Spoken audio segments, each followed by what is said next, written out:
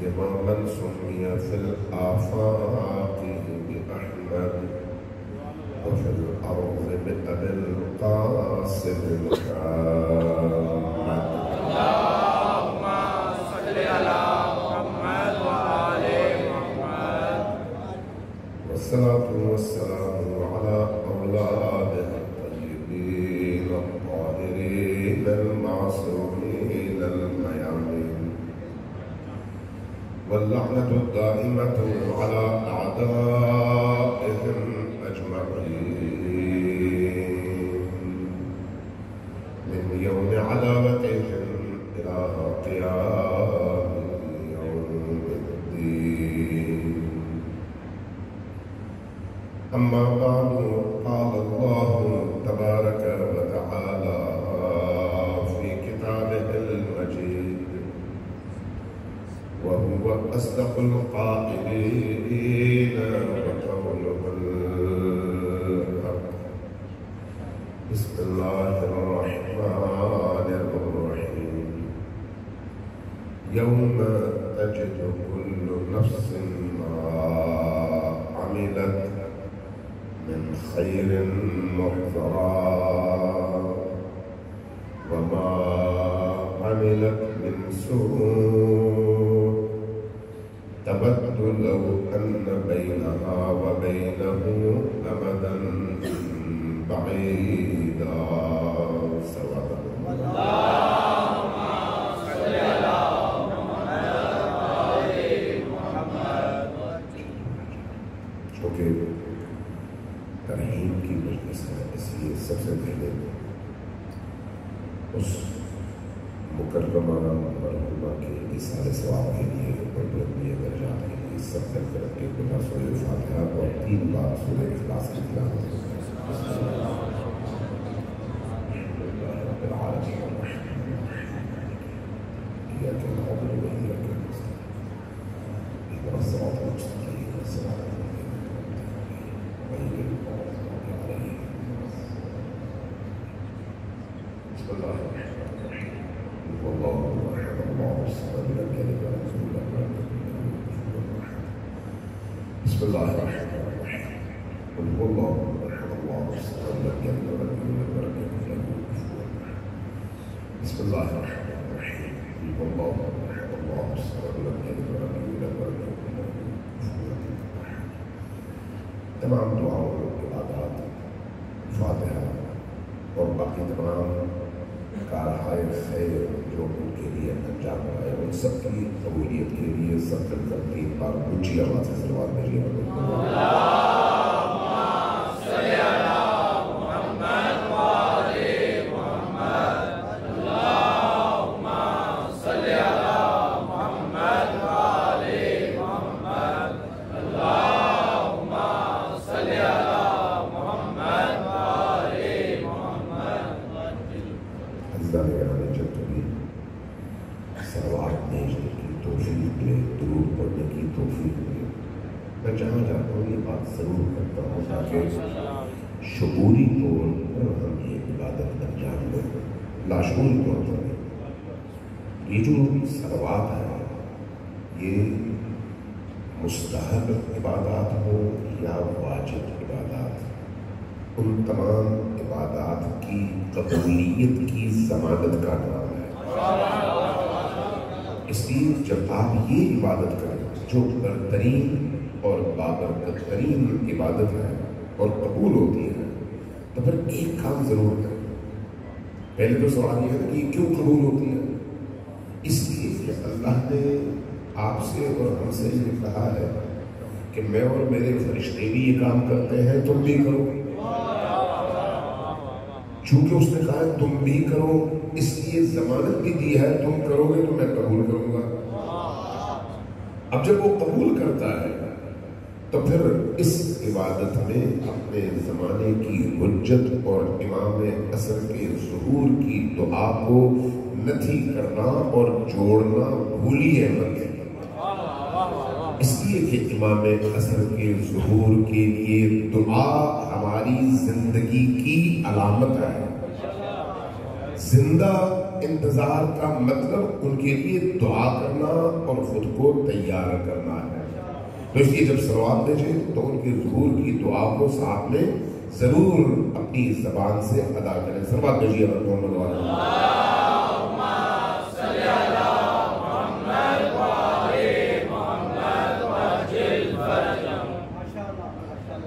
عزیزان گرامی. چونکہ مجھے سے ترغیب ہے اس لیے میں اسی مناسبت سے چند باتیں آپ کی خدمت میں عرض کرنا چاہوں گا. پیشگی اگر کوئی بات بری لگے، سخت لگے، بعض اوقات ہوتا ہے ایسے، لوگ سننے کے عادی نہیں ہوتے، اور کوئی ایسی بات جو مزاج پہ گرا گزرے تو بندہ پریشان ہونے لگتا ہے. اس لیے ایڈوانس میں آپ سے معذرت چاہتا ہوں اگر کوئی ایسی بات جو آپ کے ذہن میں نہ آئے یا آپ کو بری لگے، لیکن کروں گا ضرور. صلوات بھیجیے محمد وعلیہ.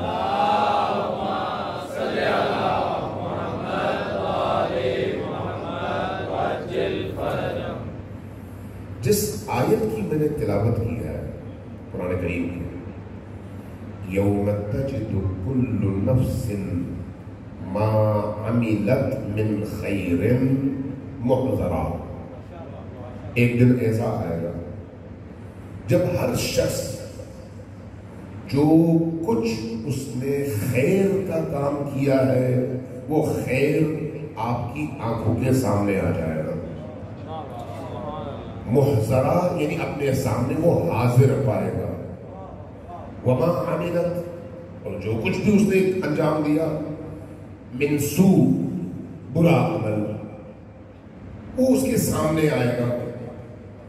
جب نیک عمل بھی سامنے آئے گا اور برا عمل بھی سامنے آئے گا تو اس صورت میں نیک عمل کا رد عمل اور برے عمل کا رد عمل یکساں نہیں ہو سکتے. جب نیک عمل سامنے آئے گا تو آپ کی خوشی کی انتہا نہیں رہے گی، لیکن جب برا عمل سامنے آئے گا تو تب آپ کا رد عمل کیا ہوگا؟ قرآن کہتا ہے کہ تَوَدُّ لَوْ أَنَّ بَيْنَهَا وَبَيْنَهُ أَمَدًا بَعِيدًا، اس کے دل میں شدید خواہش پیدا ہوگی کہ اس عمل اور اس شخص کے درمیان، عمل اور عامل کے درمیان اتنی دوری پیدا ہو جائے کہ نہ اس کے کان سنے، نہ آنکھ دیکھے، نہ وہ اس کے سامنے آ پائے، اتنا دور ہو جائے تاکہ اس عمل کے شر سے اور عذاب سے یہ شخص بچ سکے. بینہا وبینہو امدن بعیدا، یہ کس کے حوالے سے ہے؟ یہ آیت کس کے حوالے سے؟ ان کے حوالے سے جو ماضی میں گزر گئے، یا میرے حوالے سے یا آپ کے حوالے سے؟ آپ میں سے کوئی ایسا بندہ ہے جو لکھوا کر لے کر آیا ہو کہ اس نے نہیں مرنا؟ کوئی ایسا بندہ ہے؟ کوئی ایسا بندہ دعویٰ کر سکتا ہے کہ میں نے نہیں مرنا؟ کوئی ایسا بندہ ہے جو یہ کہہ سکے کہ میں نے مرنا تو ہے لیکن حساب نہیں دینا؟ کوئی ایسا ہے؟ سوچنے والی بات ہے. اگر مجھے اپنے بینک میں جا کر اکاؤنٹ چیک کرتے ہوئے ایک ایک روپے کے ضائع ہونے یا فائدہ ملنے کی صورت میں میرے اندر کی دنیا بدلتی ہے اور کبھی میرا حوصلہ اتنا بلند ہو جاتا ہے اور کبھی پست ہو جاتا ہے، جبکہ یہ پیسہ میرے یہاں پر کچھ کام آ سکتا ہے، ہر کام یہ پیسہ انجام نہیں دے سکتا، تو پھر وہ زندگی جو ہے ہی اسی لیے کہ میں وہ کماؤں جو میرے لیے ابدی دولت کا باعث بنے، اس زندگی کے ہر لمحے کو میں کیسے ضائع کر سکتا ہوں؟ کیسے ضائع کر سکتا ہوں؟ یاد رکھیں، ہم سے عام طور پر مولوی صاحبان، علماء کرام، خطبہ جب اخلاقی باتیں کرتے ہیں تو ہم سے کہتے ہیں کہ نماز پڑھو، روزہ رکھو، زکوٰۃ دو، حج پہ جاؤ، زیارات کرو، عزاداری کرو. یہ چند اعمال ہیں، یہ انجام دو، جنت چلے جاؤ گے، یہی کہا جاتا ہے۔ لیکن میں آپ کو ایک اور پہلو سے عرض کرنا چاہتا ہوں کہ صرف یہی وہ عبادات نہیں ہیں جو انسان کی نجات کا باعث بنتی ہے۔ انسان کی زندگی کے 24 گھنٹوں میں سے کوئی لمحہ ایسا نہیں ہے جو عبادت میں نہ گزر سکے۔ یعنی ایک انسان اگر ارادہ کر لے، اگر ایک انسان نیت کر لے، اگر ایک انسان سوچ لے، تو اس کی وہ زندگی جو اس کے پاس فرض کرے 25 سال کی ہے، تو وہ 25 سال کے شب و روز کے ہر پل اور ہر سیکنڈ کو اللہ کی عبودیت اور بندگی میں گزار سکتا ہے۔ اس کے لیے کیا چاہیے؟ صرف ایک نیت چاہیے، صرف ایک نیت، اور کچھ بھی نہیں چاہیے۔ آپ کھانا کھاتے ہیں، پانی پیتے ہیں، سوتے ہیں، اٹھتے ہیں، اگر کھانا کھاتے ہوئے آپ یہ نیت کر لیں کہ اس کھانے سے ملنے والی توانائی کو میں اللہ اور رسول کے رستے پر خرچ کروں گا، صرف یہی نیت کر لیں بس، تو آپ کا وہی کھانا عبادت ہے، وہ مباح نہیں رہا۔ اب احکام کی 5 قسمیں ہیں، واجب، حرام، 5 قسمیں نا احکام کی، واجب، حرام، مستحب، مکروہ، اور 5ویں قسم مباح ہے۔ واجب کا معنی بھی آپ کو پتا ہے، حرام کا معنی بھی آپ کو پتا ہے، مستحب کا معنی بھی آپ کو پتا ہے، مکروہ کا معنی بھی آپ کو پتا ہے، اور مباح کیا ہے؟ وہ جس کے کرنے اور نہ کرنے کا نہ عقاب ہے نہ ثواب ہے۔ لیکن حتیٰ انسان اگر اہل البیت علیہم السلام کو پہچان پائے اور ان کی تعلیمات کا ادراک کر سکے تو اس کی زندگی میں مباح کام ختم ہو جاتا ہے اور اس کا مباح کام بھی عبادت خدا قرار پاتا ہے۔ اس لیے حتیٰ وہ نیند جو غفلت کی ہوتی ہے جب آپ وضو کر کے بستر پر جاتے ہیں اور سورہ قل هو اللہ 3 بار پڑھ کر لا الہ الا اللہ محمد رسول اللہ پڑھ کر علی ولی اللہ پڑھ کر لا حول ولا قوت الا باللہ العلی العظیم پڑھ کر آیت الکرسی پڑھ کر پھر جب آپ نیند میں چلے جاتے ہیں تو جب تک آپ جاگتے نہیں ہیں آپ کی ہر سانس عبادت شمار ہوتی ہے۔ اب آپ دیکھیے کون سا لمحہ آپ کا ضائع ہوا ہے، اور یاد رکھیے اس دنیا میں آپ کی ایک ایک سانس کا حساب لیا جاتا ہے، ایک ایک سانس کا حساب لیا جاتا ہے۔ یہ میں اپنی طرف سے نہیں کہہ رہا، وَمَن يَعْمَلْ مِثْقَالَ ذَرَّةٍ خَيْرًا يَرَهُ۔ کیا مطلب ہے اس کا؟ مثقال ذرۃ کا کیا مطلب ہے؟ سوئی کے نوک کے برابر۔ سوئی کے نوک کی مقدار کتنی ہوتی ہے؟ بعض اوقات نوک کو آپ دیکھ نہیں پاتے، آنکھیں دیکھنے سے قادر ہو، اتنی باریک۔ قرآن کہتا ہے فَمَن يَعْمَلْ مِثْقَالَ ذَرَّةٍ خَيْرًا يَرَهُ وَمَن يَعْمَلْ مِثْقَالَ ذَرَّةٍ شَرًّا يَرَهُ۔ شر ہو یا خیر ہو، سوئی کے نوک کے برابر ہی کیوں نہ ہو، اس دنیا میں وہ عمل سامنے آئے گا اور انسان برائی سے بھاگ نہیں پائے گا اور نیکیوں کو گلے لگائے گا۔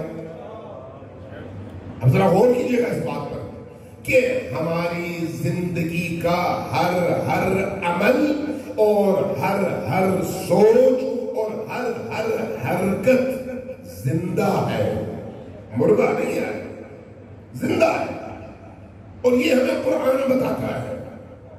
عام طور پر ہمارا تصور یہ ہے کہ جب انسان مرتا ہے تو اعمال خیر کا نتیجہ، اس کا ثواب ہمارے سامنے آتا ہے، اور اعمال شر کا بھی نتیجہ اور اس کا عقاب ہمارے سامنے آتا ہے۔ خواب نہیں، وہی عمل سامنے آتا ہے، وہی عمل جو کچھ آپ نے کیا ہے، جو کچھ ہم سے سرزد ہوا ہے۔ آپ احادیث پر غور کریں گے تو ہر کام اور ہر عمل کی روح احادیث نے ہمیں بتائی ہوئی کہ اس کی اصل روح کیا ہے۔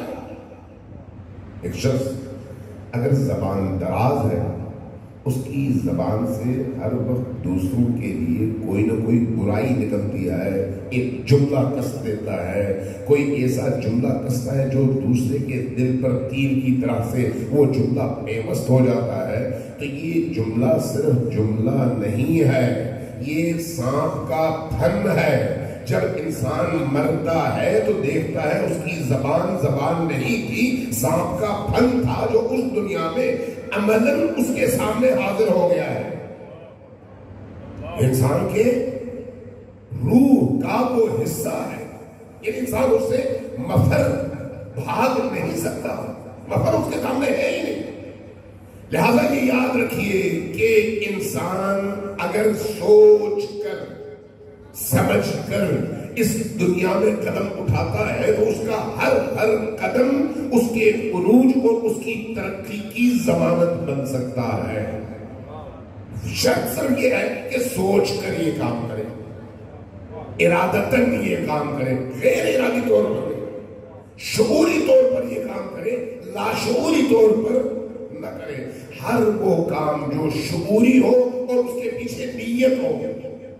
حضرت ابو ذر رحمت اللہ علیہ رضوان اللہ تعالی علیہ وہ شخصیت ہے کہ نبی کریم ان کا ہاتھ تھامتے تھے، اپنے ساتھ لے کر چلتے تھے اور ان کو ایک ایک کر کے نصیحتیں کرتے تھے، ایک ایک کر کے نصیحتیں۔ ہماری احادیث کی کتابوں میں نصائح النبی لابو ذر، حضرت ابو ذر کے نام رسول اللہ کی نصیحتیں، ایک پورا باب ہے، ایک پورا باب، اس میں ایک ہی جملہ نقل کروں گا وہاں سے۔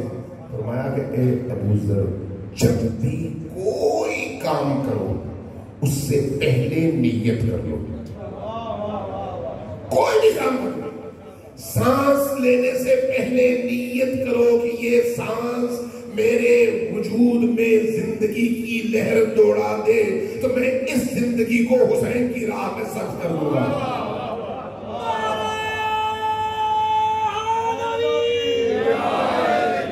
یہی سانس تمہارے لیے عبادت بن جائے۔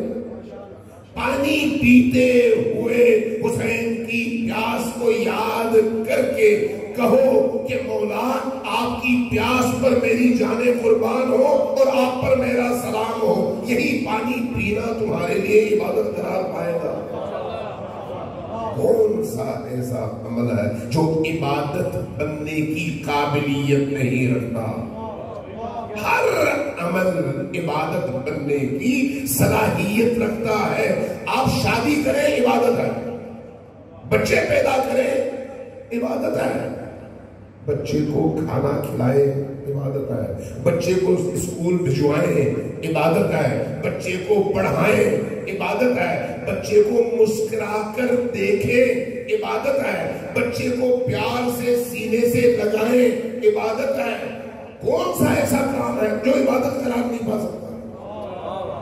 آپ مسجد کی طرف آتے ہیں، آپ کا ہر اٹھتا ہوا قدم بشرطے کے شعور کے ساتھ، بشرطے کے نیت کے ساتھ، نیت شرط ہے، عبادت ہے۔ اس لیے آپ کی نیت آپ کے کاموں کی بنیاد ہے۔ جو کام بغیر نیت کے ہو اس کا کوئی اجر بھی نہیں ہے۔ جو کام پیچھے ارادہ نہ ہو اس کے، اور وہ ارادہ بھی ارادہ الہی یعنی اللہ کو مد نظر رکھتے ہوئے، تو اس کام میں وہ برکت پیدا نہیں ہوتی۔ اس کی پہلی چیز یہ ہے کہ کوئی بھی کام کرنے سے پہلے آپ ارادہ کر لیں اور نیت اپنی پاکیزہ رکھیں، نیت کے ساتھ وہ قدم اٹھائیں، آپ کا سارا کام عبادت قرار پائے گا۔ دوسری بات یہ یاد رکھیے، ہمارے ہاں عبادتوں پر بڑا زور دیا جاتا ہے۔ عبادت بعد میں ہے، اطاعت پہلے ہے۔ نماز پڑھنا عبادت ہے، زکات دینا عبادت ہے، عزاداری عبادت ہے، عبادتوں کی لمبی فہرست ہے، لیکن وہ عبادت جو اللہ رسول اور آل رسول کی اطاعت میں انجام پائے وہی عبادت ہے۔ جو اطاعت میں انجام نہ پائے وہ عبادت نہیں ہے۔ چاہے آپ 10,000 سال کریں وہ عبادت نہیں ہے۔ اگر عبادت ہے تو اس عبادت میں قبولیت نہیں ہے۔ اگر عبادت کو قبولیت کی منزل تک آپ پہنچانا چاہتے ہیں، صلوات بھیجیے محمد والے۔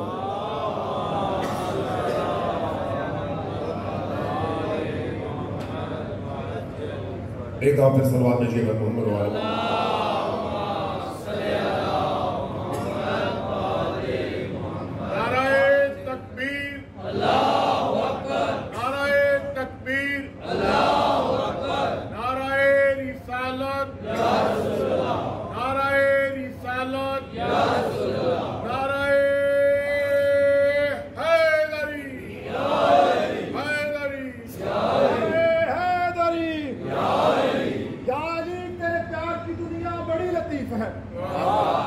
یا علی تیرے پیار کی دنیا بڑی لطیف ہے، تیرے منکر کا عقیدہ اتنا ہی ضعیف ہے۔ یا علی تیرے پیار کی دنیا بڑی لطیف ہے اور تیرے منکر کا عقیدہ اتنا ہی ضعیف ہے۔ علی کا نام سن کر جو ہنس کر جواب دے سمجھو اس شخص کی اماں شریف ہے۔ اللہ کا نعرہ حیدری۔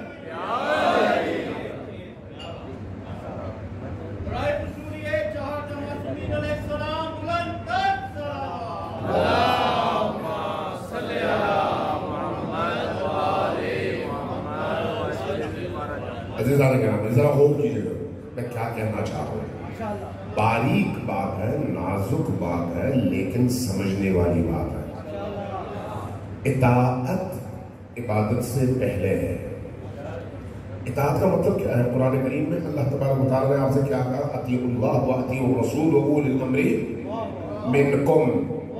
اللہ کی اطاعت کرو، رسول کی اطاعت کرو اور اولی الامر کی اطاعت کرو۔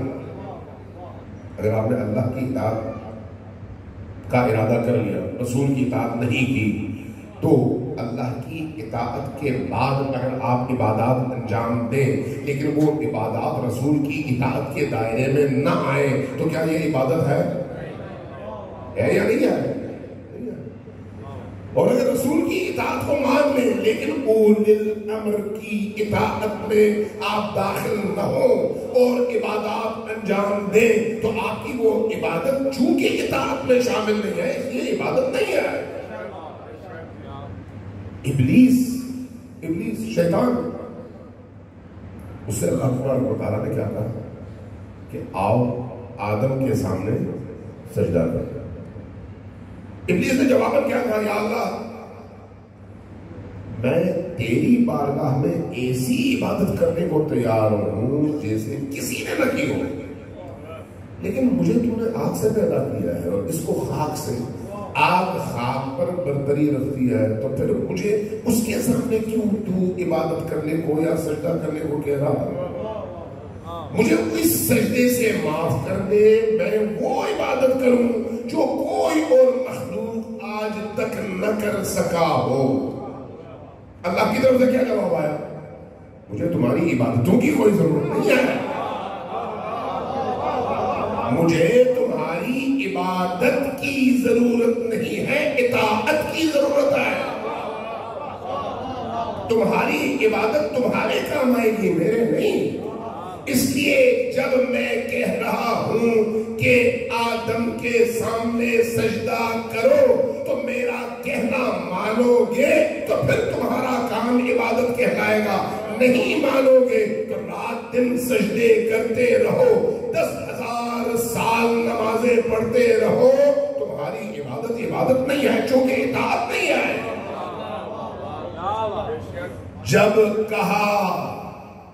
جب فرمایا کہ کاغذ اور قلم لاؤ میں تمہیں لکھ کر دوں،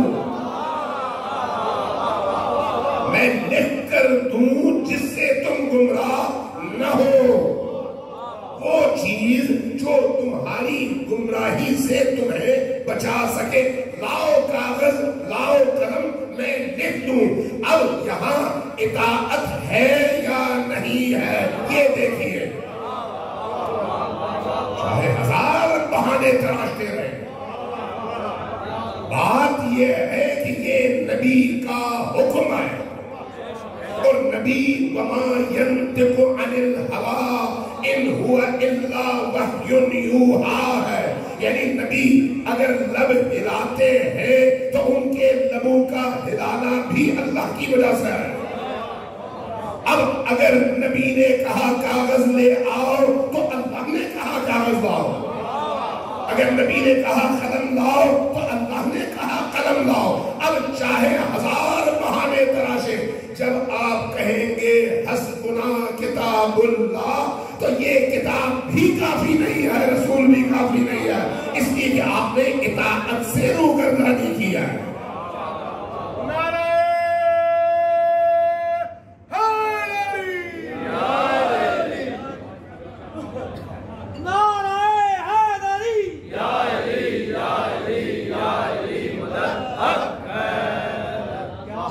یاد رکھیے جب اطاعت کا حکم آیا تو نہ آپ کی مرضی چلے گی نہ میری مرضی چلے گی۔ اس اطاعت کے میدان میں جو کچھ اللہ اور رسول نے کہا اور اس کے ارد گرد ایک دائرہ ڈال دیا، اس دائرے سے اگر آپ سرے سوزن باہر نکلیں گے تب بھی گمراہ ہے، اور اگر اس پر عمل نہیں کریں گے سرے سوزن تب بھی گمراہ ہے، چاہے آپ لاکھ روزے رکھیں نمازیں پڑھیں، کوئی بھی عبادت اطاعت کے دائرے میں ہوگی تو عبادت ہوگی، اطاعت سے خارج ہو جائے گی تو اس کی عبودیت ختم ہو جائے گی۔ یہ کون سی عبادت ہے؟ یہ اللہ کی نہیں ہے، اپنی خواہش کی عبادت ہے۔ اللہ کو وہ منظور ہے جو اس کی خواہش کے مطابق ہو، وہ نہیں جو میری خواہش کے مطابق ہو۔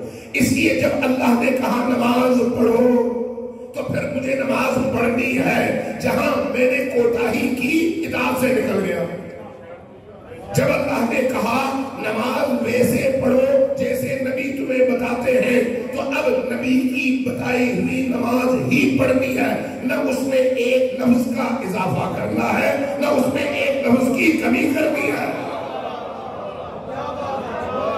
اگر میں اپنی خواہش، اپنی مرضی اور اپنے دل کی چاہت کے مطابق اس میں اضافہ کروں یا کمی کروں، وہ عبودیت اور بندگی نہیں ہے، عبادت نہیں ہے، وہ نافرمانی ہے، وہ نافرمانی ہے۔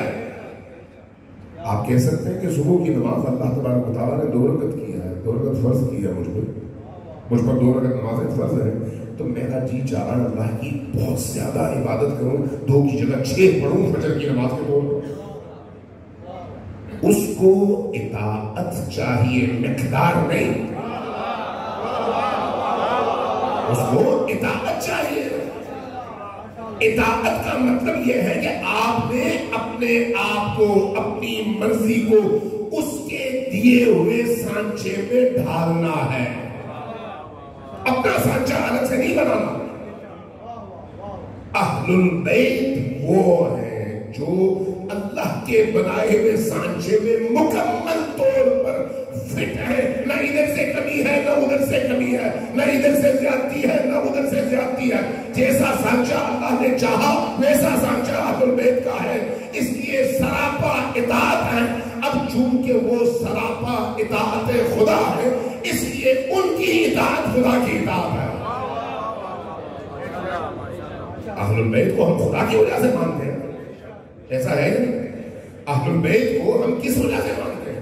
اللہ کا حکم ہے، خالق نے کہا ہے۔ جب خالق کی وجہ سے ہم مانتے ہیں تو اہل البیت کی اطاعت کو ہم کیوں کہتے ہیں کہ یہ ثواب ہے؟ اس لیے کہ وہ ان کی اطاعت نہیں ہے، اللہ کی اطاعت ہے۔ جب اللہ نے کہا ان سے محبت کرو تو اب وہ محبت ہماری ہمارا فرض ہے. جب اللہ نے کہا ان کے پیچھے چلو تو ان کے پیچھے چلنا ہم پر فرض ہے. اسی کو اطاعت کہتے ہیں. جب انہوں نے کہا جو انہوں نے کہا وہ کرو, جس سے کہا رکو وہاں رکو. ما آتاکم الرسول فخذوہ, قرآن کہتا ہے جو کچھ نبی لے کر آئے اور تمہیں کہا اس کو مضبوطی سے پکڑو. فخذوہ ما آتاکم الرسول, جو کچھ بھی رسول لے کر آئے مضبوطی سے پکڑو. یہ جو مضبوطی سے پکڑنا ہے یہ اطاعت ہے. وما نہاکم عنہ فانتہوا, جہاں کہا فل سٹاپ, ریڈ لائن, اس ریڈ لائن کو تم نے کراس نہیں کرنا. جہاں ریڈ لائن آ گئی اور ریڈ لائن کا تعین اللہ کے رسول نے کر دیا, وہیں پر تمہارے لیے ریڈ لائن ہے, اس کو کراس نہ کرنا. یہی عبادت ہے, یہی اطاعت ہے. جہاں ریڈ لائن کراس کرو گے وہاں پر عبادت نہیں ہے, اس لیے کہ اطاعت نہیں ہے. اس لیے کہ اطاعت نہیں ہے. اطاعت کس چیز کا نام ہے؟ اپنے آپ کو مکمل طور پر ان ہستیوں کی مرضی کے مطابق ایسے ڈھالنا کہ میری خواہش نہ ہو, ان کی خواہش ہو. جو وہ چاہتے ہیں وہی میں بن کر نظر آؤں. وہی جب انسان اس مقام پر پہنچتا ہے تو نتیجتاً دنیا اس کے لیے بہت چھوٹی ہو جاتی ہے, بہت چھوٹی ہو جاتی ہے, بہت حقیر ہو جاتی ہے. انسان پر اتنا ہی بلند ہو جاتا ہے. کیوں؟ اس لیے کہ وہ ارادے خدا کا مظہر بن جاتا ہے. ارادے خدا کا مظہر. اس لیے آپ دیکھتے ہیں کہ احادیث میں ہم سے کہا گیا ہے تخلقوا باخلاق اللہ, اپنے آپ کو اخلاق خدا سے مزین کرو. اخلاق خدا کیا ہے؟ آپ خدا سے جو کچھ مانگتے ہیں اس کی صفات کی وجہ سے مانگتے ہیں. اس سے روزی مانگتے ہیں اس کی رازقیت کی وجہ سے, اس سے مغفرت مانگتے ہیں اس کی غفاریت کی وجہ سے, اس سے اپنے گناہوں کو چھپانے کی درخواست کرتے ہیں اس کے ستاریت کی وجہ سے, اس سے رحم کی بھیک مانگتے ہیں اس کی رحیمیت کی وجہ سے, اس سے رحم آخرت کی بھیک مانگتے ہیں آخرت میں اس کی رحمانیت کی وجہ سے. یعنی ہر صفت کے پیچھے ایک فلسفہ موجود ہے. جب آپ اس سے ان صفات کے حوالے سے مانگتے ہیں تو وہ آپ سے کہتا ہے کہ تم بھی اپنے اندر جتنی تمہاری ظرفیت ہے, جتنا تمہارا برتن ہے, اس حساب سے میری صفات خود میں پیدا کرو. میری صفات خود میں پیدا کرو. یہ شرط تو نہیں ہے. مثلا اللہ رحیم ہے, تم بھی رحیم بن جاؤ. اللہ کریم ہے, تم بھی کریم بن جاؤ. اللہ ستار ہے. ستار کا کیا مطلب ہے؟ عیوب چھپانے والا. تم بھی ستار بن جاؤ, عیوب چھپاؤ, اپنے نہیں دوسروں کے. اللہ غافر ہے, مغفرت کرنے والا. غافر, تم کیا کرو, تم بھی دوسروں کو معاف کر دیا کرو. آپ غور کیجئے, ہم جس معاشرے میں بستے ہیں صبح سے شام تک ہماری زبانیں دوسروں کے خلاف چل رہی ہوتی ہیں, ہمارے کان دوسروں کے خلاف باتیں سن رہے ہوتے ہیں, ہماری آنکھیں حرام دیکھ رہی ہوتی ہیں, ہماری زبانیں دوسروں کے حوالے سے حرام میں خرچ ہو رہی ہوتی ہیں, ہمارے قدم حرام کی طرف اٹھ رہے ہوتے ہیں. اگر ہمارے اعضاء اور جوارح اللہ کی ان صفات کے بالعکس کسی اور طرف محو حرکت ہو تو اس کے بعد نماز میں کھڑے ہو کر اگر ہم کہیں کہ خدایا مجھے معاف کر دے, تو خدا یہ ہم سے نہیں پوچھے گا کہ تم نے میرے بندوں کے ساتھ جو کیا ہم سے بھی اسی کی توقع رکھو. اس لیے اگر میں اللہ کی بارگاہ میں اللہ سے کچھ مانگتا ہوں تو اس سے پہلے مجھے وہ بننا چاہیے جو میں اللہ سے اپنے لیے چاہتا ہوں. قرآن کریم کی سورہ طلاق کی 7ویں آیت ہے, سورہ طلاق کی 7ویں آیت بڑی عجیب و غریب ہے. مفہوم یہ ہے کہ اگر تمہاری زندگی تم پر تنگ ہو جائے, تنگ کا کیا مطلب ہے؟ روزی میں برکت ختم ہو جائے, کھانا نہ ہو, بھوکے ہو، فقر ہے، تنگ دستی ہے، تو ایک کام کرو، قرآن کہتا ہے سورہ طلاق کی آیت نمبر 7 سے اندر رکھیے، جا کر اس پر غور کیجیے۔ کہتا ہے اگر تمہاری زندگی تنگ ہو جائے، اگر تم تنگ دستی کا شکار ہو جاؤ، اگر فقر آ جائے، تو جاؤ گھر، جو کچھ ہے اس میں سے کچھ نکالو اور اللہ کے بندوں کے درمیان تقسیم کر دو۔ اللہ یہ کہتا ہے کہ اگر تم، آپ کہتے ہیں خدایا میں ننگا ہوں، میں بھوکا ہوں، میرے پاس کچھ بھی نہیں ہے، نہ کھانے کو ہے، نہ پینے کو ہے، نہ پہننے کو ہے، اللہ کہتا ہے جو ہے اس میں سے نکالو۔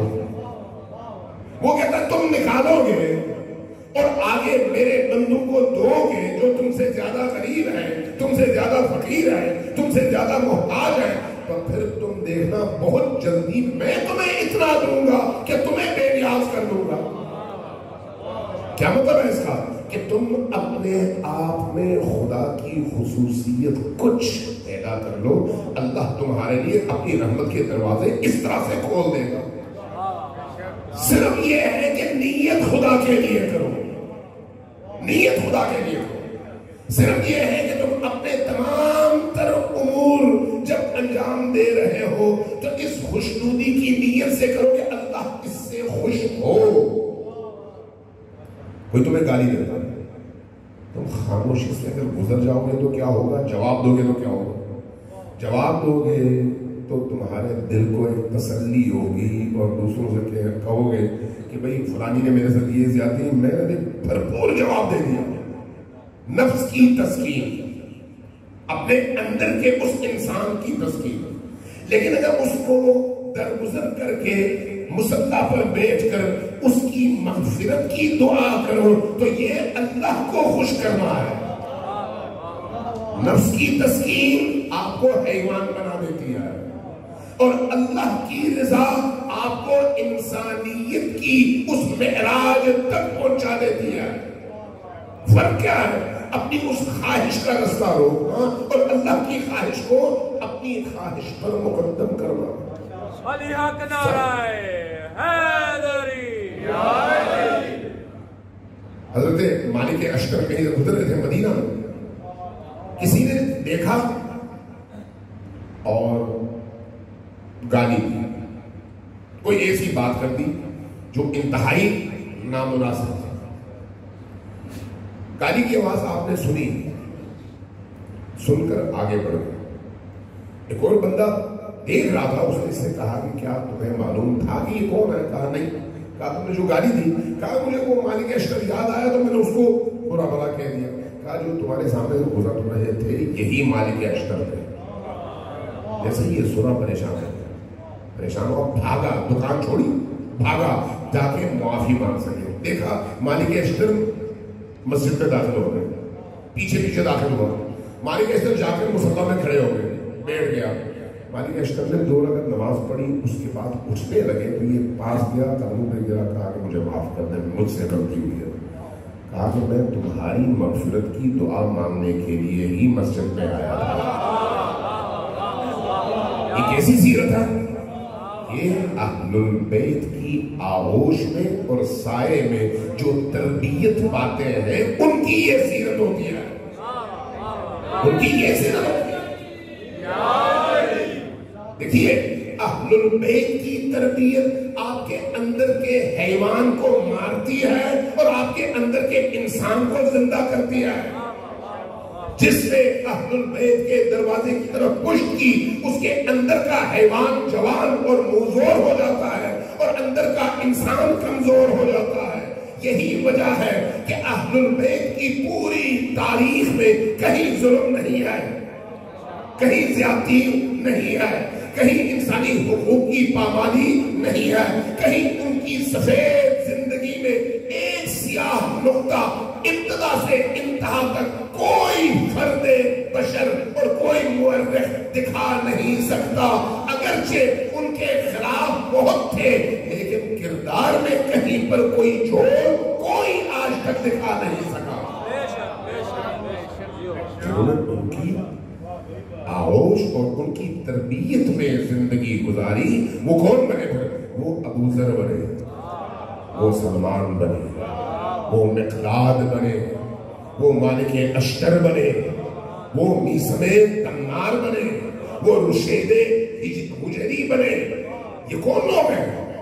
سب کے سب وہ اولیاء اللہ ہیں جن کی زبان سے، توجہ چاہیے، جن کی زبان سے کسی کام کے انجام پانے کی نیت سے بسم اللہ نکلے تو وہ کام ہو جائے.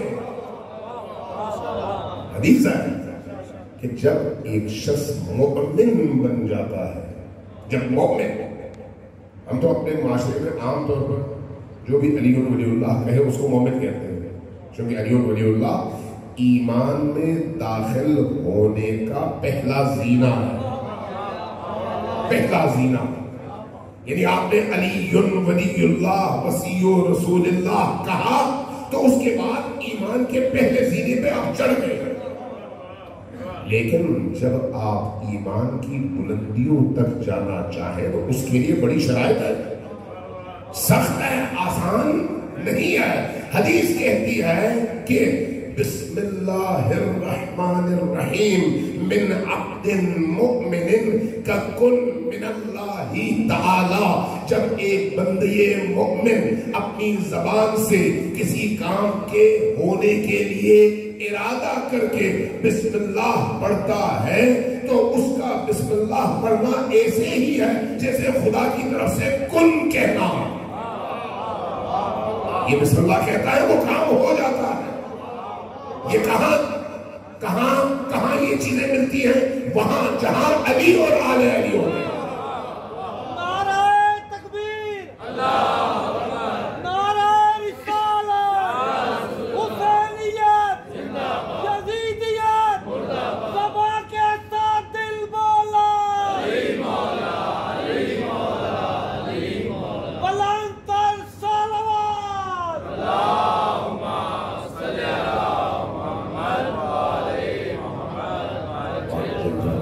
عزیزان گرامی، یہ جو میں نے ابتدا میں عرض کی نیت اگر آپ ابتدا ہی سے کر لیں تو اس نیت کے تحت آپ سیڑھیاں چڑھتے ہوئے اس مقام تک پہنچ جاتے ہیں. اس مقام یہ میرے اور آپ کے لیے ہے، کوئی آسمانی مخلوق کے لیے نہیں ہے، میرے اور آپ کے لیے ہے. ہمارے استاد آیت اللہ علیہ جوادی آملی نے ایک واقعہ بیان کیا ہے، بڑا عجیب ہے. کہنے لگے وہ جب زمانہ تھا جب جنگ پہ جاتے تھے، عراق اور ایران کی جنگ کے دوران، کہنے لگے میں جب وہاں سے جنگ پہ گیا تو خط مقدم پہ بالکل فرنٹ لائن پہ وہاں پر ہم پہنچے اور جو کیمپ تھا اس کیمپ میں جو لوگ موجود تھے وہ نماز کے لیے کھڑے ہو گئے. وضو کرنے کا وقت آیا، اذانیں ہو رہی تھی. کہنے لگے کیمپ کا جو کمانڈر تھا وہ میرے پاس آیا، کہا کہ یہ جو جوان ہے، یہ جوان میں اسے کہتا ہوں جا کر تیمم کر لو، وضو نہ کرو، چونکہ سامنے جیسے ہی تم پانی کے پاس پہنچو گے تو اگر دشمن کی دید میں ہے پانی، اگر اس نے تمہیں دیکھ لیا تو فوراً گولی چلائے گا، تم شہید ہو جاؤ گے. اس لیے میری طرف سے اجازت نہیں ہے تم وہاں پر جاؤ. یہ مانتا نہیں ہے.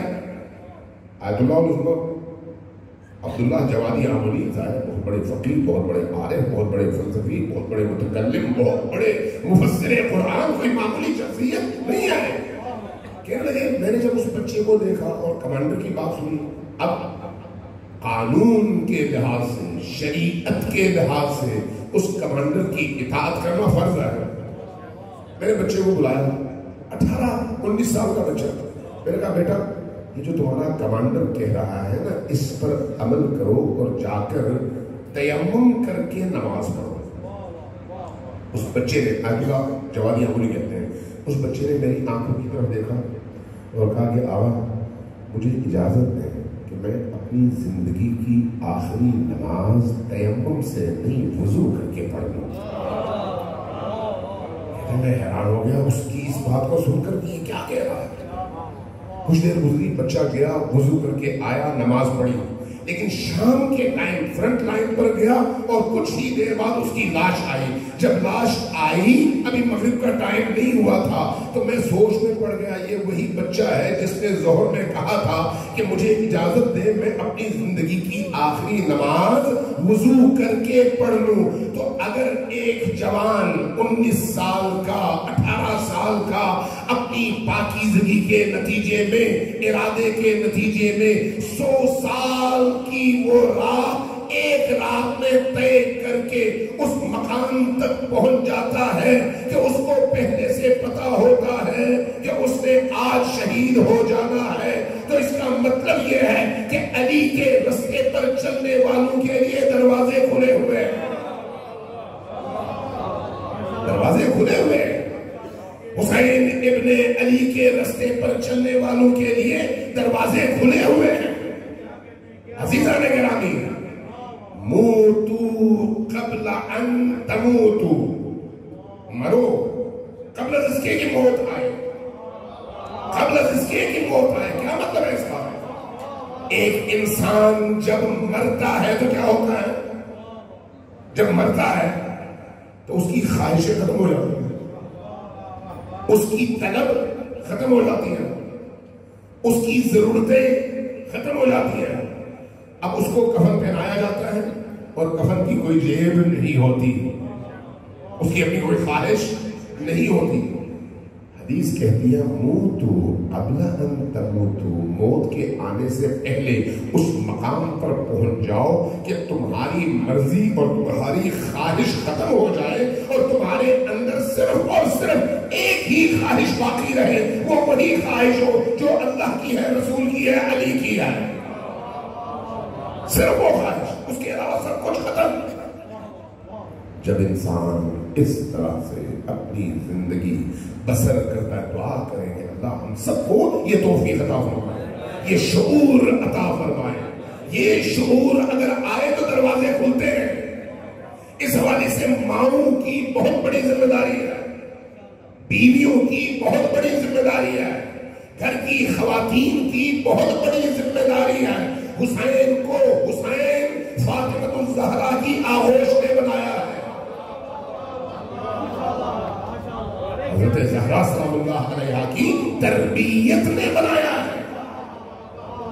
لہذا یاد رکھیں. میں ایک واقعہ سنا دیتا ہوں، آپ کو اندازہ ہو جائے. میں نے پہلے کہا نا کہ نیت میرا پورے کا پورا زور اس بات پر ہے کہ نیت کر لو، جو بھی عمل کرو گے تمہارا وہ عمل تمہیں اللہ کی طرف لے کر چلا جائے گا. جتنا مضبوط ہوگا اتنا زیادہ تو مضبوط ہو جاؤ.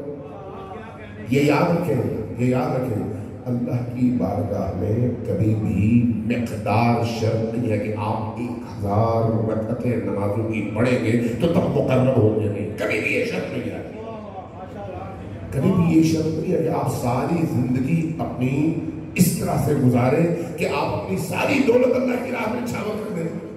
اللہ کے ہاں مقدار شرط نہیں ہے، اللہ کے ہاں معیار شرط ہے. معیار جب سامنے آتا ہے تو وہاں پر پھر ایک غریب کا دیا ہوا 1 درہم 1 10 کا نوٹ امیر کے دیے ہوئے 1 کروڑ پر اس وقت بھاری ہوتا ہے جب اس 10 کے نوٹ کے پیچھے اخلاص ہو اور اس 1 کروڑ کی کوئی قیمت باقی نہیں رہتی. یہاں پر ایک واقعہ سنا دیتا ہوں، اس کے بعد اگلی بات کی طرف آؤں گا. سنوا دیجیے بات محمد والے.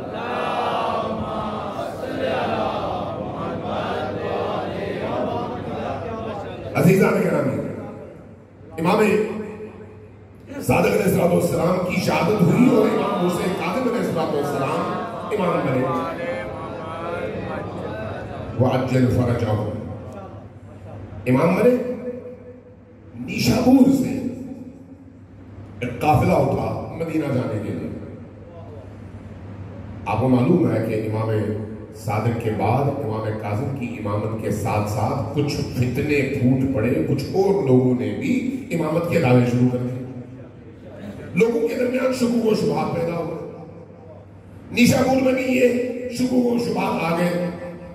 نیشابور میں ایک مزار ہے، جب آپ مشرق سے نشابور قدمگاہ کی طرف جاتے ہیں، جو لوگ گئے ہیں اللہ ان کی زیارتیں قبول فرمائے اور ان کو مزید بلا لے، جو نہیں گئے ان کو بھی یہ توفیق حاصل ہو۔ لوگ قدمگاہ جاتے ہیں، جب نشابور میں داخل ہوتے ہیں ایک بہت بڑا چوک ہے، اس چوک کے درمیان میں ایک مزار ہے، اس مزار کی جو ہستی ہے اس کو ام شقیقہ کہتے ہیں، خاتون ہے۔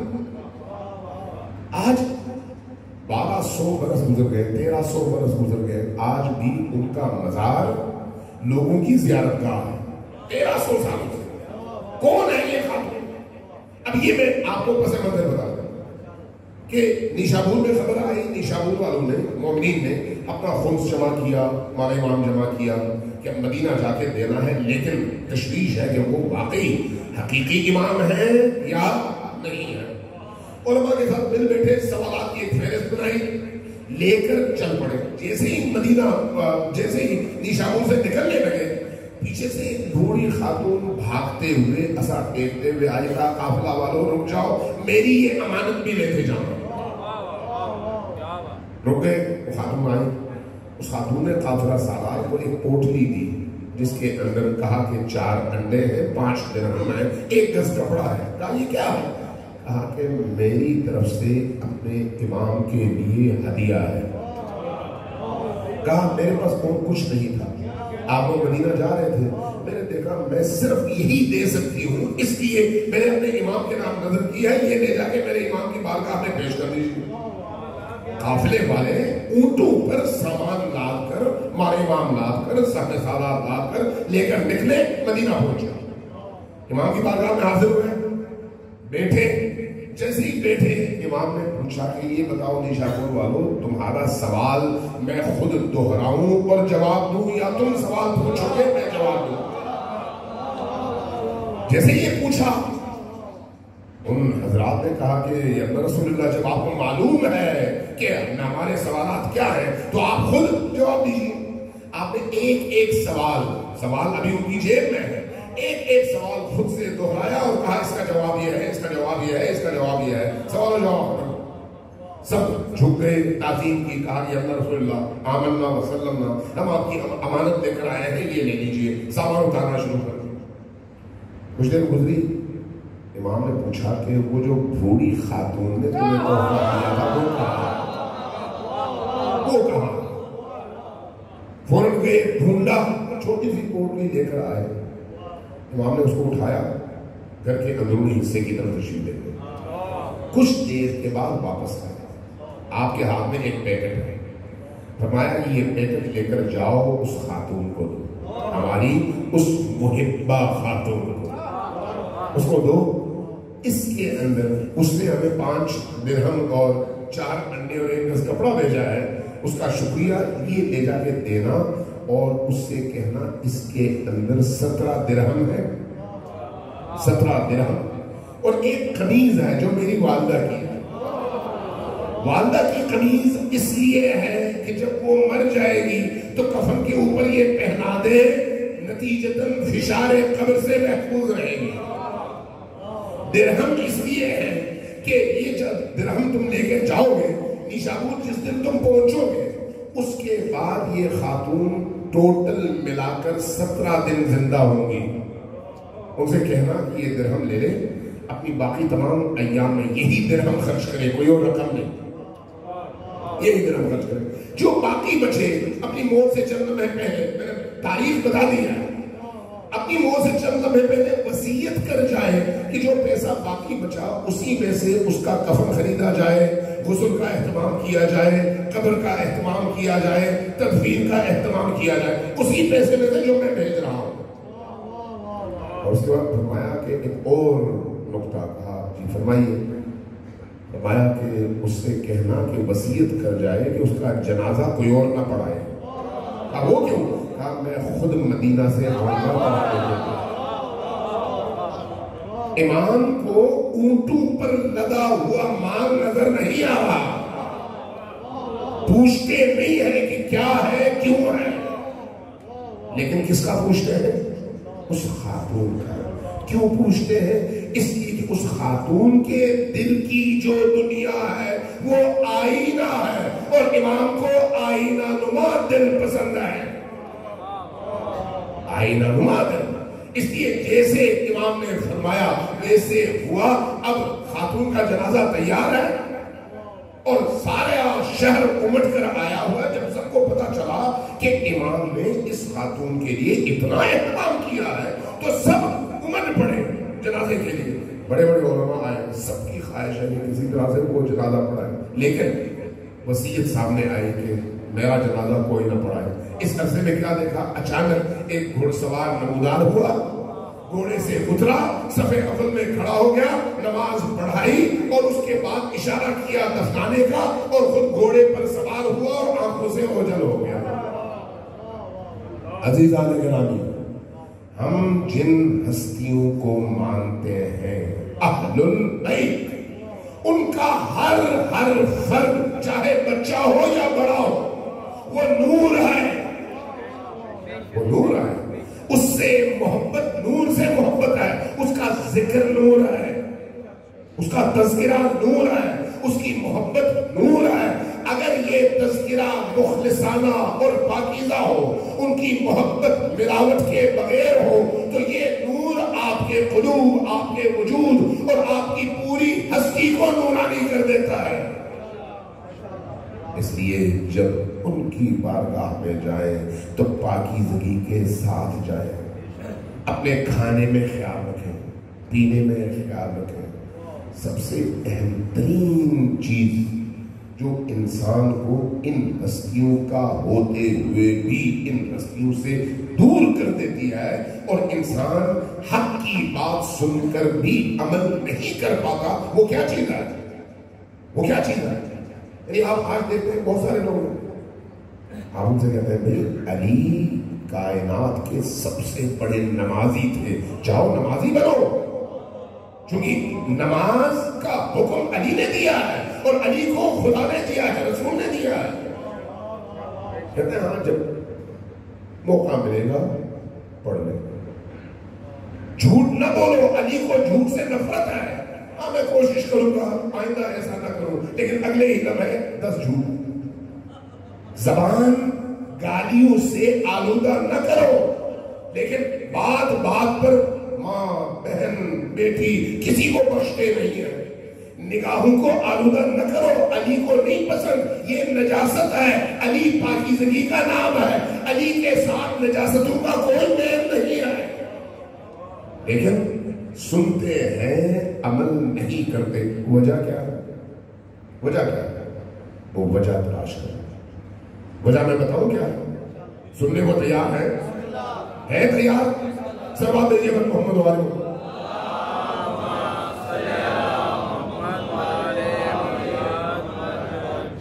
امام حسین علیہ السلام کربلا میں عصر عاشور آئے، لشکر یزید کے سامنے کھڑے ہو گئے۔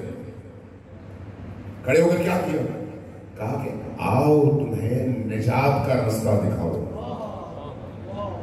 امام حسین کی عظمت دیکھی، آخری وقت تک گمراہوں کو ہدایت کا رستہ دکھانے کا دروازہ حسین ابن علی نے بند نہیں کیا، آخری وقت تک۔ کیوں؟ اس لیے کہ صفات خدا کے مظہر کا نام حسین ہے۔ حضرت موسیٰ والا واقعہ آپ کے سامنے ہے کہ حضرت موسیٰ آخری وقت تک فرعون کو دعوت دیتے رہے، فرعون نہیں آیا، توبہ نہیں کی، اللہ کی عبودیت کا اقرار نہیں کیا۔ جب نیل کے اندر یہ سارا لشکر داخل ہوا تو قرآن کہتا ہے، حدیث کہتی ہے، ہمارے ائمہ کہتے ہیں کہ اگر نیل میں غرق ہونے سے پہلے بھی فرعون توبہ کرتا تو اللہ شاید بخش دیتا۔ اللہ کی رحمت بے قرار ہے، اسی رحمت کے مظہر کو کربلا میں حسین کہتے ہیں۔ آخری وقت تک جب آپ کی دعوت پر کسی نے لبیک نہیں کہا تو آپ نے ایک خطبہ ارشاد فرمایا، اس خطبے میں ان کو توجہ دلائی، فرمایا کہ کیا تمہیں معلوم ہے کہ میری باتوں کا تم پر اثر کیوں نہیں ہوتا؟ سب خاموش۔ فرمایا اس لیے اثر نہیں ہوتا کہ تمہارا پیٹ حرام سے بھرا ہوا ہے. جب پیٹ میں حرام لقمہ جاتا ہے تو پھر حق کی بات اثر نہیں کرتی. جب پیٹ حرام سے بھرا ہوتا ہے تو پھر قرآن پڑھو اثر نہیں ہوتا. یہ ایسے ہی ہے جیسے انسان نے زہر کھا لیا ہو, زہر کھانے کے بعد 10 دوائیں کھا لو, زہر کا اثر ختم نہیں ہوتا, اب مقدر میں مرنا ہی ہے. لہذا اپنا پیٹ حرام سے خالی کرو, حرام سے. اور اس کے بعد اگلا مرحلہ یہ ماؤں بہنوں بیٹیوں سب کے لیے اور آپ جوانوں کے لیے اور عزیزوں کے لیے بھی ہے. یاد رکھیے جو کچھ آپ کھاتے ہیں, میں نے عرض کیا نا نیت, جو آپ کھاتے ہیں اس پہ نیت کر لیں کہ یہ امام حسین کے نیاز کے طور پر آپ کھا رہے ہیں. ہم عام طور پر امام حسین کی کوئی مجلس ہوتی ہے تب کوئی چیز بناتے ہیں اور نیت کرتے ہیں یہ امام حسین کی نیاز ہے. ارے بھائی دروازہ جتنا وسیع ہے آپ نے اتنا محدود کیوں کر دیا؟ آپ صبح اٹھ کر جو ناشتہ کرتے ہیں اپنی بیگم سے کیوں نہیں کہتے کہ بیگم امام حسین کے نام پر نیاز کی نیت سے بناؤ تاکہ جب ہم کھائیں تو اندر نور آئے.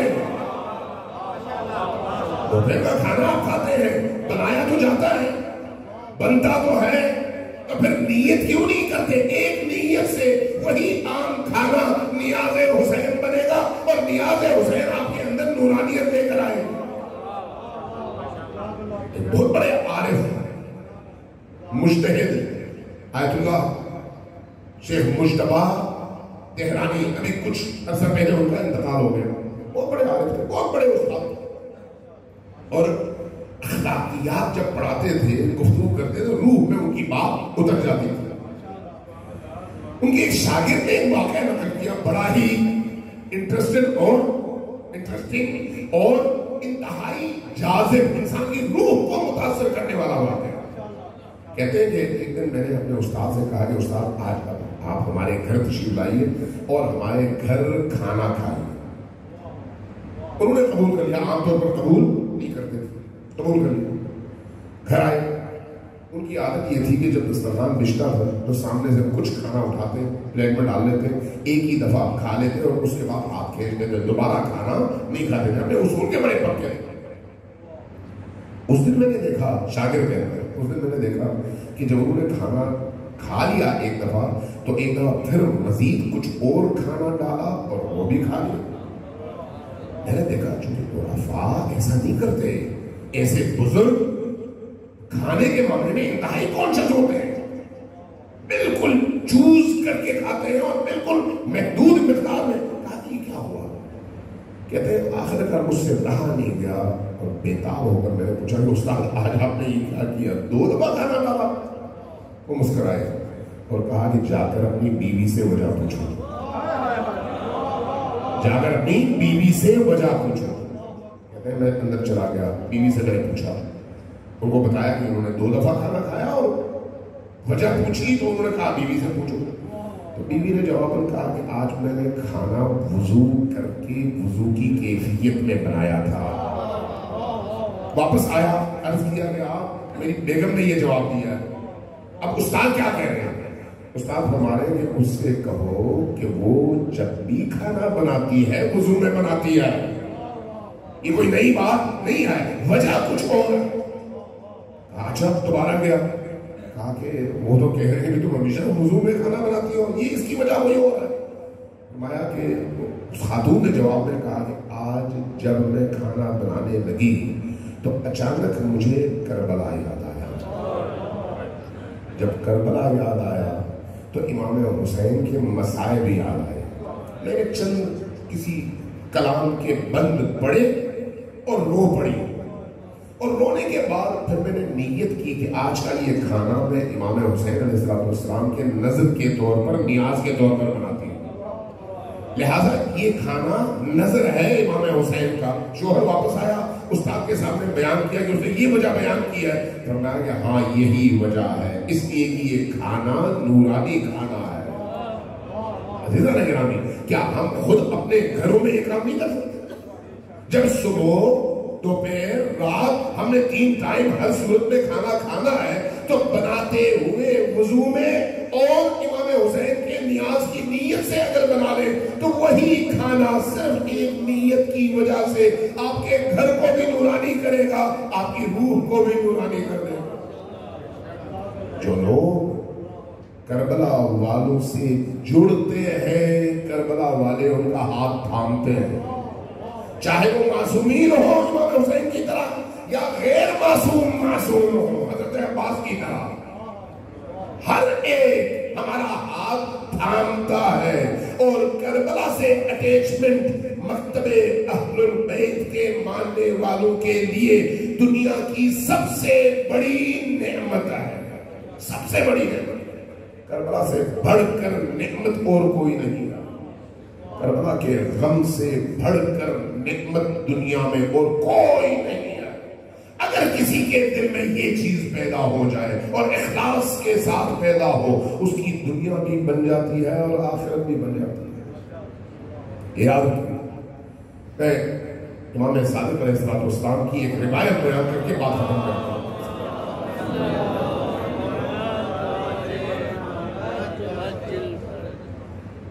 امام فرماتے ہیں وہ عجیب واقعہ ہے، آپ سنیں گے، حدیث ہے، سنیں گے تو آپ کے رونگٹے کھڑے ہو جائیں گے، آپ بےتاب ہو جائیں گے، چونکہ حدیث ہی ایسی حدیث ہے۔ فرمایا کہ جب عالم محشر ہوگا، عالم محشر، اس وقت جو آپ کے عزیز عالم برزخ میں ہیں، آپ کو معلوم ہے کہ حضرت آدم سے لے کر آج تک اور اس لمحے تک جتنے لوگ مرے ہیں سب کے سب برزخ میں موجود ہیں، یعنی جنت اور جہنم ابھی نہیں، ابھی برزخ میں موجود ہیں۔ ہم بھی جائیں گے تو برزخ ہی میں جائیں گے۔ یہ برزخ والے کس چیز کا انتظار کر رہے ہیں؟ کس چیز کا؟ برزخ وہ دنیا ہے جہاں پر اگر کوئی شخص ایک صلوات بھی پڑھنا چاہے تو اس کو اجازت نہیں ہے۔ کیوں؟ اس لیے کہ وہ دنیا عمل کی دنیا ہے ہی نہیں۔ عمل کی دنیا یہ ہے، یہاں آپ مختار ہیں، اجازت ہے، آپ صلوات پڑھیں، قرآن پڑھیں، عزاداری کریں، اہل البیت سے محبت کا اظہار کریں، صدقات کریں، جو کچھ کریں، ہر لمحے آپ مختار ہیں، آپ کو اجازت ہے۔ ایک دفعہ اگر سانس رک گئی تو پھر اس کے بعد آپ لاکھ زور لگا لیں، ایک یا اللہ بھی آپ کو کہنے کی اجازت نہیں ہے، ایک صلوات پڑھنے کی اجازت نہیں ہے، چونکہ وہ دنیا عمل نہیں ہے، اب دنیا مکافات ہے۔ تو یہاں پر یہ جو ہمارے پاس ٹائم ہے، یہ کتنی غنیمت ہے، کتنا بڑا انعام ہے، اس کو ہم کیسے ضائع کریں؟ اس لیے یاد رکھیے، جو لوگ عالم برزخ میں آتے ہیں وہ پریشان ہوتے ہیں، کاش ہم نے دنیا میں کچھ کیا ہوگا، کاش۔ لہذا امام صادق فرماتے ہیں کہ جب اہل محشر کو جمع کیا جائے گا عالم محشر میں، کروڑوں اربوں انسان کچھ کی شفاعت کریں گے، نبی کریم خود شفاعت ہو جائے گی، اور اس کے بعد باقی بچنے والے اربوں انسان ہوں گے۔ عالم محشر طول تاریخ کے تمام انسانوں سے بھرا ہوگا۔ نبی کریم پکاریں گے، بیٹی فاطمہ کہاں ہو؟ بیٹی فاطمہ کہاں ہو؟ جیسے ہی یہ ندا بلند ہوگی، اہل محشر تجسس کی نگاہ سے سر اٹھا کر دیکھیں گے کہاں سے جواب آتا ہے۔ اس اسنا میں ایک غیب کی آواز آئے گی، محشر والو نگاہیں جھکا لو، بی بی تشریف لا رہی ہے۔ بی بی تشریف لائے گی 70,000 فرشتوں کی جھرمٹ میں، نبی کریم کی بارگاہ میں کھڑی ہو جائے گی۔ نبی کریم امام صادق فرماتے ہیں کہ نبی کریم پکارے کہ بیٹی فاطمہ، یہ جو گناہگار ہیں نا، ان کو شفاعت کی ضرورت ہے، ان کی شفاعت کے لیے آپ کیا لے کر آئے ہیں؟ روایت کہتی ہے کہ بی بی دو عالم جیسے ہی یہ بات سنے گی، آپ کے ساتھ ساتھ سارا اہل محشر سنے گا، سب لوگ سنیں گے، چونکہ وہاں پر دور تک جہاں تک انسان ہے سب تک آواز آ رہی ہوگی۔ جو لوگ سنیں گے کہ نبی نے یہ پوچھا ہے کہ کیا لے کر آئے ہیں، وہ سب سر اٹھا کر کان کھول کر دیکھنے کی کوشش کریں گے، سننے کی کوشش کریں گے کہ بیوی کیا فرماتی ہے. کیا دیکھیں گے؟ اچانک بیوی اپنی چادر کے اندر سے اپنے دونوں ہاتھ باہر نکالیں گی. جب دونوں ہاتھ باہر آئیں گے تو اہل محشر دیکھیں گے 2 کٹے ہوئے بازو لٹک رہے ہیں. ان 2 بازوؤں کو دیکھ کر نبی پکاریں گے بیٹی فاطمہ یہ کیا لے کر آئی ہو؟ جواب میں فرمائے گی بابا جان میں کربلا سے اپنے بیٹے عباس کے بازو لے کر آئی ہوں تاکہ ان بازوؤں کے طفیل اللہ ان گناہگاروں کی بخشش کر دے. جیسے یہ فرمائے گی بیوی ایک ایک کر کے گناہگاروں کو چن چن کر جنت میں داخل کرنا شروع کرے گی. روایت کہتی ہے کہ جس کا انتخاب بیوی کرے گی اس کی پیشانی پر لکھا ہوگا محب فاطمہ، یہ فاطمہ کا محب ہے اس لیے جنت کا حقدار ہے. عزیزان گرامی یہ فاطمہ کا مقام ہے اور وہ عباس کے بازوؤں کا مقام. عباس کوئی معمولی ہستی نہیں ہے. عباس باب الحسین ہے، حسین تک پہنچنے کا دروازہ ہے. اس لیے اگر عباس کی بارگاہ میں جاؤ تو ادب سے جاؤ، چاہے یہاں چاہے وہاں. تو جب عباس کی بارگاہ میں جاؤ تو وہاں پر عباس کو اپنا شفیع بناؤ حسین کے لیے. اگر عباس اجازت دے تو حسین راضی ہے. آیت اللہ العظمیٰ ہوئی اپنے زمانے میں جب کبھی نجف سے کربلا آتے تھے تو کربلا میں پہلے جاتے ہیں حضرت عباس کے حرم کی طرف. باہر ایک حوض ہوتا تھا اس زمانے میں اور اس حوض کے درمیان ایک علم لگا ہوا ہوتا تھا. اس علم کے ساتھ ایک مشکیزہ ہوتا تھا، مشکیزے پہ تیر لگے ہوتے تھے اور ان سے چھن چھن کر پانی گر رہا ہوتا تھا حوض میں. گویا کربلا کا وہ منظر عاشور کا انہوں نے پوری طرح سے اس منظر کو وہاں پر ہائی لائٹ کیا ہوا. سامنے باب القبلہ اور باب القبلہ کے اندر حرم امام حضرت عباس کا دروازہ اور دروازہ کھلا ہوا ہو تو سامنے زری. اس لیے یہاں پر حوض کے ساتھ کھڑے ہو کر جب آپ سلام کرتے تو سامنے آپ کی آنکھوں کے سامنے زری ہوتا. وہاں پر کھڑے ہو کر 3 جملے کہتے ہیں، 3 جملے. لیکن یہ 3 جملے ایسے ہیں جو انسان کی روح کو تڑپا دیتے ہیں. پہلا جملہ فرماتے السلام علیک یا شباب الحسین، اے حسین کی جوانی عباس آپ پر میرا سلام ہو. جب تک آپ زندہ تھے حسین کی جوانی سلامت تھی، لیکن جب آپ شہید ہو گئے تو حسین کی جوانی بڑھاپے میں تبدیل ہو گئی، کمر جھک گئی. دوسرا جملہ اس سے زیادہ خطرناک اور دردناک جملہ ہے. فرماتے السلام علیک یا حجاب زینب، اے زینب کے حجاب عباس آپ پر میرا سلام ہو. جب تک آپ زندہ تھے زینب کا حجاب سلامت تھا، لیکن جب آپ شہید ہو گئے تو حضرت زینب کا حجاب لٹنا شروع ہو گیا. تیسرا جملہ صاحبان اولاد کے لیے ہے. کیا فرماتے؟ فرماتے السلام علیک یا ساق السکینہ، اے سکینہ کے ساقی عباس آپ پر میرا سلام ہو. کیوں؟ اس لیے کہ جب تک عباس زندہ تھے خیموں میں چھوٹے چھوٹے بچے پیاس سے روتے تھے اور کہتے تھے العطش العطش. العطش کی آوازیں خیمے میں زندہ تھی. جب عباس مولا کی بارگاہ میں آئے، اجازت مانگی، اجازت لے کر پانی لینے کے لیے چلے گئے تو حضرت سکینہ نے ایک کام کیا. کیا کیا؟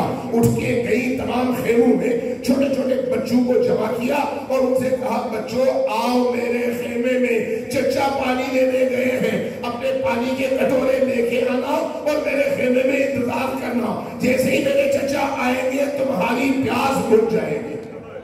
یہ سارے بچے خیمے سکینہ میں جمع ہیں.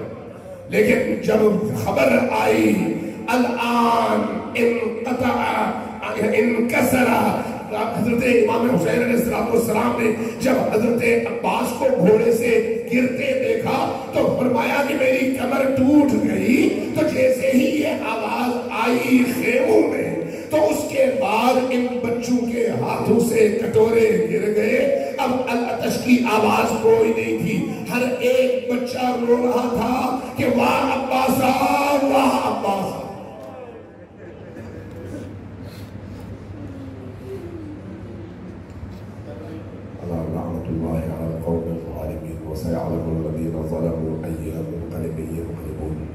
نسألك اللهم وندعوك باسمك العظيم الأعظم الأعز الأجل الأكرم بحرمتك 10 مرتبہ اونچی آواز سے پکاریے یا اللہ یا اللہ یا اللہ یا اللہ یا اللہ یا اللہ یا اللہ یا اللہ یا اللہ یا رحمان یا رحیم یا مقلب القلوب ثبت قلوبنا علی دینک. عزیزان گرامی، چونکہ ابھی آپ نے آنسو بہائے، آپ کا دل کربلا سے متصل ہوا، اس لیے اس موقع پر جب آپ دعا مانگتے ہیں، روایات میں ہے کہ جب آپ کی آنکھیں نمناک ہو جائے، آپ کا دل ٹوٹا ہوا ہو، تو تب آپ کی مانگی ہوئی کوئی دعا بارگاہ خدا سے رد نہیں ہوتی. اس لیے میں ہمیشہ کوشش کرتا ہوں کہ جیسے ہی مسائل ختم ہو چند دعا کے جملے ضرور ہم مانگیں، اس کے بعد ہم سب مل کر ماتم کریں گے انشاءاللہ تعالی. تو اس لیے آئیے سب مل کر 10 مرتبہ اونچی آواز سے پکاریے یا اللہ یا اللہ یا اللہ یا اللہ یا اللہ یا اللہ یا اللہ یا اللہ یا اللہ یا اللہ یا رحمان یا رحیم یا مقلب القلوب ثبت قلوبنا علی دینک. بارگاہ ہماری اس قلیل عزاداری کو اپنی عظیم بارگاہ میں شرف قبولیت عطا فرما. بارگاہ ہمارے قلوب کو حسین کی نورانیت سے منور فرما.